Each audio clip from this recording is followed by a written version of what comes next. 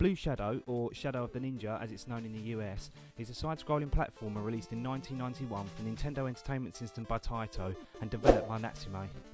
The game is set in America in the year 2029. An emperor, named Garuda, killed a number of innocent people and it's up to you to put a stop to it. Ninja!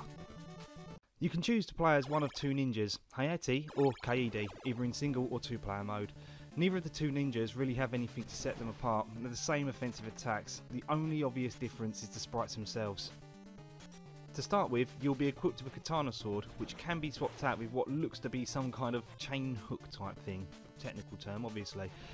Upon doing some research however, this weapon is what is known as a kusarigama. Along the way, you will pick up other items such as ninja stars, grenades and health, all of which can be found in item boxes. Being equipped with a katana and picking up multiple other katana icons will increase weapon power up to a total of 3 times, however taking a considerable amount of damage will reduce the weapon's efficiency. Both main weapons are useful in their own way, however I tend to stick with the Kusarigama as it's a long range weapon and I find keeping your distance from the majority of the enemies in this game is probably best practice, whereas the katana sword is more of a close range weapon.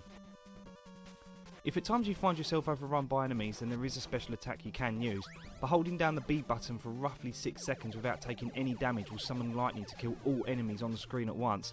Be careful though, doing this will drain roughly half your energy and can only be performed if you have enough energy available. Furthermore, this attack cannot be performed on boss stages. The game consists of 5 stages, each of which have multiple levels. The majority of stages will contain a sub-boss and a main boss.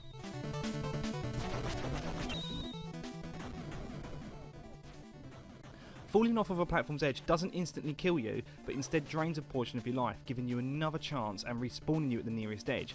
I really like this because it means not having to restart from the very beginning of the stage, which we all know some games are capable of doing. You're going to need to keep an eye on your health meter though, as you only have a single life. The saving grace to this however is that you have up to 5 continues. Using a continue will start you back at the beginning of the current level, whereas if you manage to reach the boss, will place you at the beginning of a boss battle. That's pretty nifty.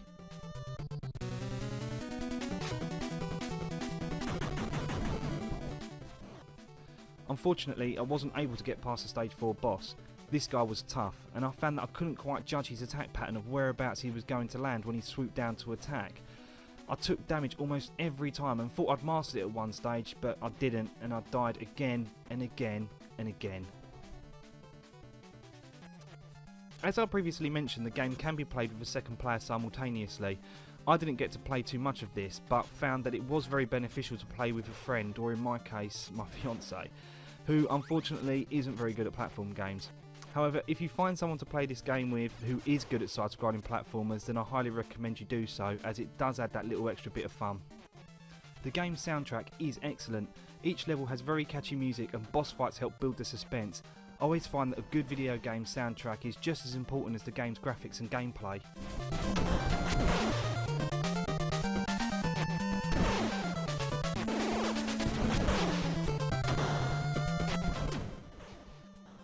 The character and enemy design have been handled very well. Everything has nice animations, not leaving a single thing out of place. My only criticism would be that I'm not too sure what these guys are. They kind of look like some kind of monkey whipping you with their tails. Back in the day, I found the game's graphics to be very nice, with a lot of attention to detail from the very go. Just look at stage 1 for example. The rain is an obvious observation, but the smaller details include the railing chains and flag blowing in the wind. Quite impressive for its time. One of my favourite stages from the game is stage 4. The all-round attention to detail is again really impressive for its time and possibly had the best music in the entire game. I mean, just listen to this.